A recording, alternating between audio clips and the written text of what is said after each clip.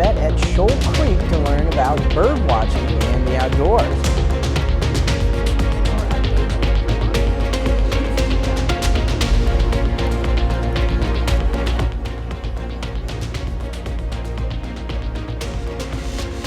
The 4 states' most watched news starts now.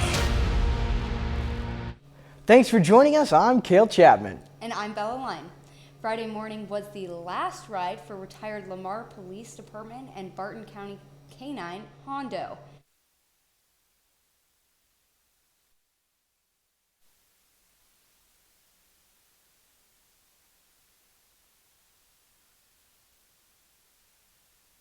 And the tough family decision was made recently to euthanize Hondo.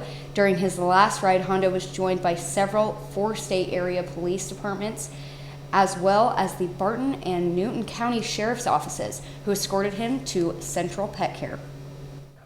Committee members were able to meet each other, welcome new members, and brainstorm on ideas for this year's Art Walk events. The meeting was held in the Pittsburgh Public Library. So I was born and raised in Pittsburgh, and I can say that art was not always the first thing on people's minds. So really witnessing the cultural growth of the area has been enlightening. So to see that momentum and now to be a part of it, a part of its growth, has really just really filled my heart because, like I said, it hasn't always been this way. The first Art Walk of 2023 will take place on April 21st in downtown Pittsburgh. Some 4-staters gathered to spot bald eagles today at the Roaring River State Park. KOAM's Yana Hatala talked with the staff members and participants and has more. Right now I've seen probably typically about 6 to 8 bald eagles regularly down here, so they're pretty common in the winter. Residents from the 4 states are searching for bald eagles at the Roaring River State Park. Naturalist and resource interpreter Anna Skaliski says they are quite common in the area at this time. So in the north, it gets really cold in the winter, and so waters will freeze up, and so those bald eagles start coming down south. So places like Roaring River, where the river stays flowing year-round, there's trout year-round. It's a great place for bald eagles to come in the winter. They have that constant water and food supply. Trish Reedus came down from Arkansas to observe eagles. This is perfect eagle habitat. You've got the high trees, the tall bluffs, and you have the river, which is well stocked with fish. She says it is important to remember about the natural areas that are crucial for the eagles. It's really cool to have events like this where you can come and specifically look in a habitat that you would expect to see the eagles, because I think that especially for kids or maybe people that don't get outdoors a lot, they think that the odds of seeing an eagle are extremely rare. Skaliski suspects if the park is very busy, there may be less eagles to be seen. She mentions you can spot more eagles depending on the time of the day. Bald eagles are one of those birds that you see them in person, they're bigger than you thought they would be. They are majestic, they're really cool. Everybody knows about bald eagles, and so it's a cool way to connect people with nature. In Barry County, Yana Haudala, KOAM News. Bald Eagle Days are held twice a year in December and January. Bird watching has always been a good way to connect with the outdoors. Earlier today, the Missouri Department of Conservation held their Kids Christmas Bird Count at Shoal Creek. The kids were joined by veteran birders from the Ozark Audubon Society. Together, they learned about the different species in the area and collected information on local bird populations. The great opportunity of being able to come outside, see different kinds of birds that we get to see here. It's a very unique ecosystem that people don't get to see in a lot of other places, and I think that really excites people to get outdoors. It's the new year. People are looking for new, exciting activities to do. They want to get their kids, their grandkids outside, so I know a lot of the parents and adults that have brought them today are just excited to get outside, to have their kids excited with them about learning about nature, and I think that's what really draws our audience out here to Shoal Creek. Meteorologist Chloe Arroyo joins us for a first look at weather. Thanks, Bella. Yeah, we've got some very average temperatures for this time of year. Our high today topped out at 49, and our low is expected to get down to 30 degrees, which is pretty average for this time of year. But let's look at these record highs as well as record lows. In 1965, we set our record high of 73 degrees. But just 3 years later, in 1968, we had a record low of -6. Talk about some chilly temperatures. Right now, we're not as cold, but still very much on the cold side, sitting in the mid to lower 30s across the board. Now, coming up here in a bit, we'll talk a bit about the chance for precipitation on Thursday, a slight short warm up, and maybe a cold blast coming up here soon. I'll have all that information coming up here in just a bit. Thank you, Chloe. An elementary school teacher is in the hospital with life-threatening injuries after being shot by one of her 6-year-old students on Friday afternoon. Why is there a 7-year-old with a bloody gun? Come on, think about it. Dozens of parents outraged tonight following a shooting at Rich Neck Elementary School. We did learn later from police that the gunman is only 6 years old.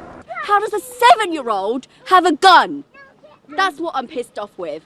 At that time, Rich Neck parents, like the woman you just heard, did not know the shooting suspect was only 6 years old. When I got that text, I just wanted to throw up. I just couldn't believe it. What was an ordinary Friday for many was turned upside down. Been one of the most horrific calls that I've received. A call, she says, that instantly made her heart drop. I got the call from my neighbor. I lived down the street, and she asked me if I knew what was going on. I work from home, so I immediately ran, and that's when the police confirmed that there was, an active shooter, but that the kids were okay. The voice you heard is a parent of a second grader, her son only 7 years old. You see it on the news all the time when it happens in different areas, and you never think it's going to be you. DeJuan Henry, whose nephew attends the school, relives the moment on what it was like for him and others being reunited with their loved ones. So when I pulled up, there was a bunch of people over here, just gathered trying to get their children. A lot of people panicking, a lot of confusion, traffic backed up over there. Nobody knew where to get the kids from, so we all had to go walk all the way around. Everybody had to get their cars. They had to drive over to the church over there. But yet again, Henry says there was much confusion, leaving many emotional, as you can imagine. This one lady pulled up. She was really hysterical, trying to get her kids. 2 police officers had to drag her back and explain the situation. So yeah, it just really sucks what happened today. Another parent I spoke with tells me her push to remain hopeful was rough, but she wanted to remain positive for her son. It was a lot to process at first, but I feel a lot better now. Newport News Public Schools did post information on social media and called Rich Neck families about the incident about an hour after the shooting. Many parents I spoke with who did not want to go on camera tell me they were upset about the late notice, leaving a sea of parents to rush to the school where the reunification center was.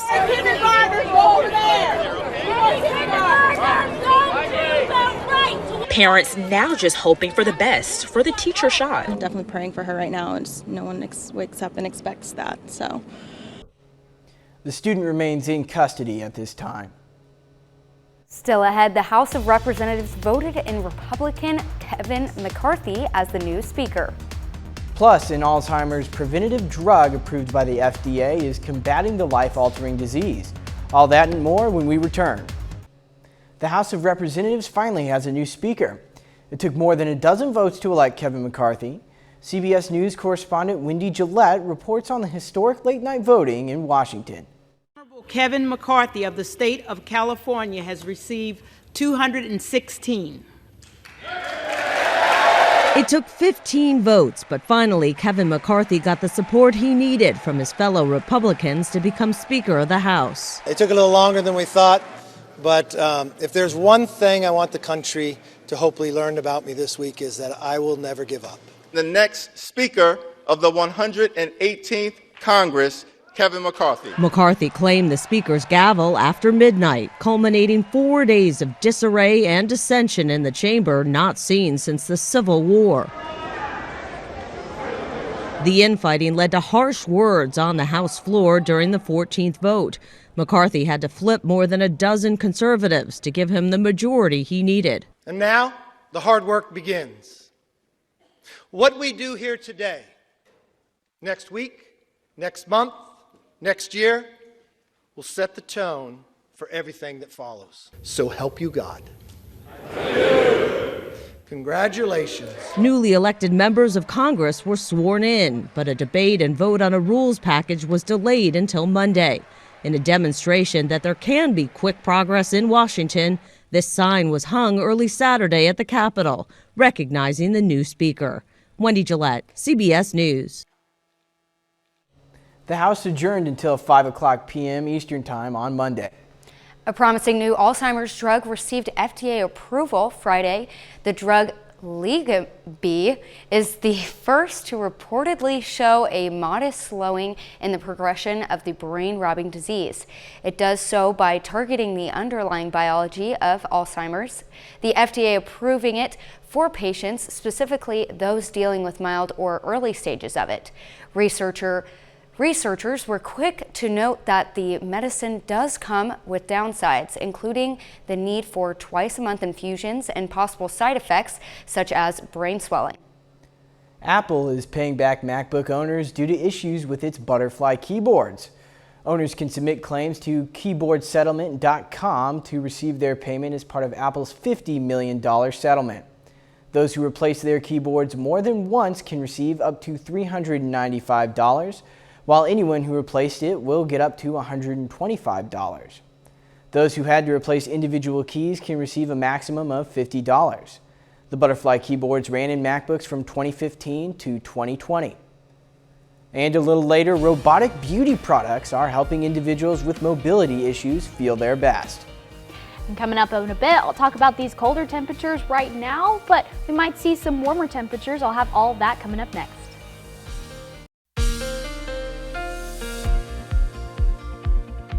Well, you know what they say, if you don't like the weather now, just wait about 5 minutes. That's going to be the case this week into Wednesday when we'll see some warmer temperatures. I'll talk about that here in just a second. Let's take a look at our Indigo Sky Casino and Resort in Seneca, Missouri. Very calm outside, but also very chilly outside. We're hanging around in the middle to lower 30s, Nevada up there at 31, Fort Scott below freezing as well at 30 degrees.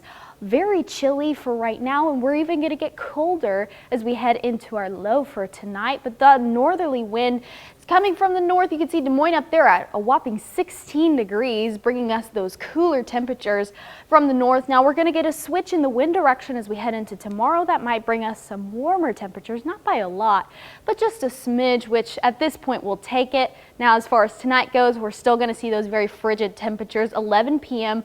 we'll be at 36, and then by the time you wake up in the morning, we'll still be in the freezing range at 32. And then by the time we head into the mid-morning hours, we'll be in the mid-30s, 35 by the time we head to 10 a.m.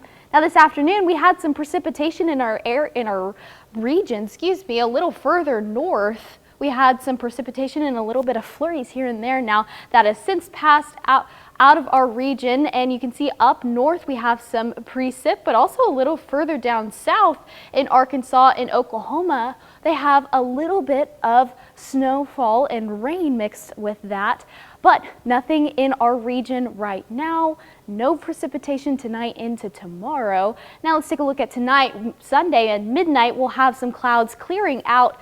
By the time we head into Sunday morning, when you wake up, we'll be in the upper 20s to lower 30s, so definitely bundle up if you have to get out early in the morning. And then in the afternoon, we'll warm up just a hair into the upper 40s to lower 50s. And then by the time we get to Monday, that's where we're going to get that switch in the wind direction. So we're going to get those southerly winds. We'll have some cloud coverage in the morning, so by the time you're out and about heading out to work, you're going to have that cloud coverage along with it, so it'll be pretty cold. But then we'll clear out by the time we head into the afternoon hours, but we have that slight wind gust issue on Monday afternoon at about 12:30. You're going to see those southerly winds, and that will peak up to 30 to 35 mile per hour wind gusts. So you're definitely going to want to be cautious of that as you head into Wednesday. Now let's take a look at this 7-day, very seasonal for this time of year. Monday, Tuesday in the upper 50s and even reaching the lower 60s by the time we head into Wednesday. Now we'll have a chance for precipitation on Thursday, about a 60% chance. So definitely stay tuned and stay up to date with that with KOAM. Cool beans. Well, yeah. Thank you, Chloe. I appreciate the cloud cover. It keeps the sun off me, so I'm okay with that. Yeah, it's weird getting a sunburn in January. I've been there. Not fun. No fun. No fun. No, not at all.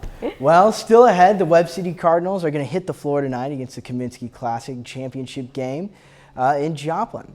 And the Chiefs finished their regular season against the Raiders, looking to earn the #1 seed in the AFC playoffs. Jacob Leonard has that and more next.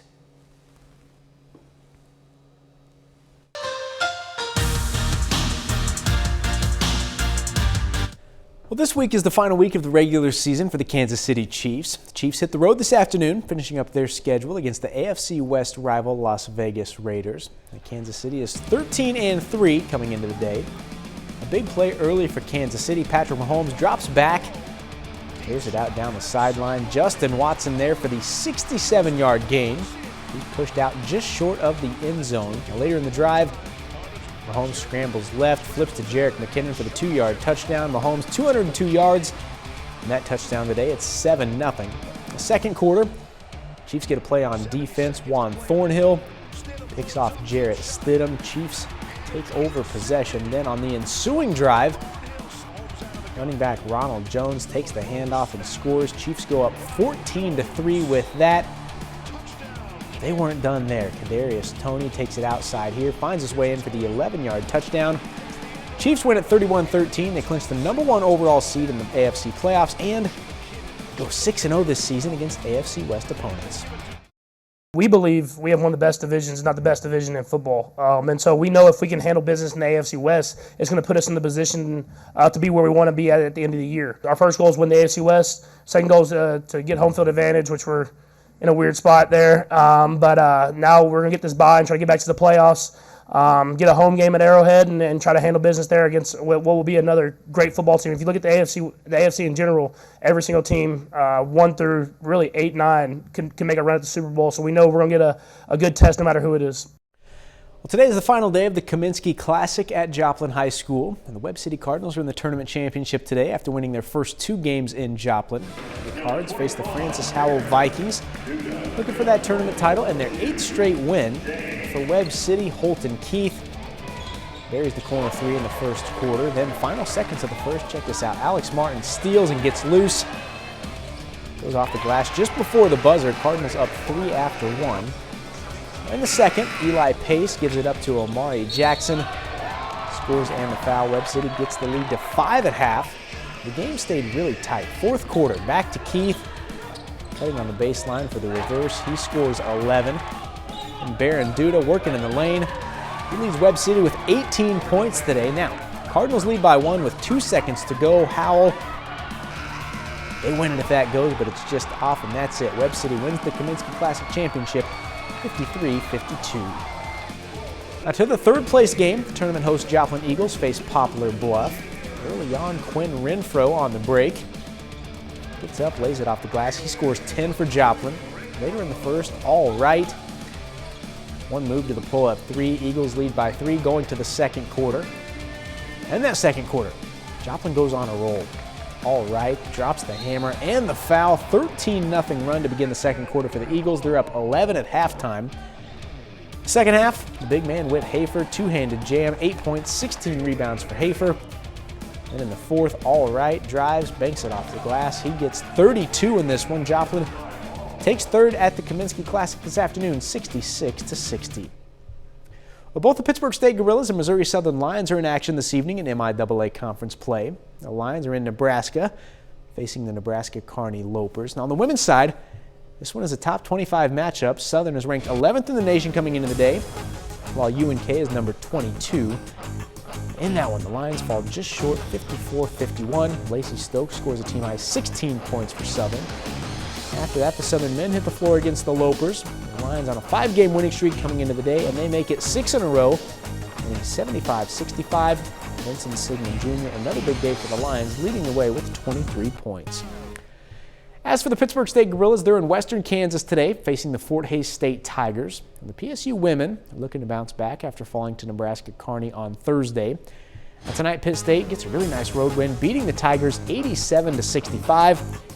Grace Pyle scores a team-high 21. Tristan Gage gets 19, including going 5 for 7 from 3. The Gorillas are now 11-4 this season, including 6-3 in the MIAA. After that one, Gorilla men try to avoid a third straight loss against Hayes. Pitt State, though, not able to get it done, falling 83-55. Quentin Hardrick Jr. leads the way for the Gorillas with 11 points. So, Chiefs, 14-3 overall this season. They make it through the schedule. They get the #1 seed in the AFC playoffs. And, maybe for the AFC Championship game, that's still up in the air. But either way, they get a bye and the #1 seed. Oh, they make me nervous. Yeah, not today. In the playoffs, maybe. Today, that game wasn't close. Yeah, well, we'll be right back with more news, weather, and sports. KOAM News at 9 on Fox 14 takes its time to honor another four-state hero. John Anderson served in the Navy at a submarine repair base in Perth, Australia. The Joplin native earned the Good Conduct Medal, Victory Medal, and Asiatic Pacific Medal for his time abroad. To Yeoman Second Class John Anderson, we thank you, our four-state hero.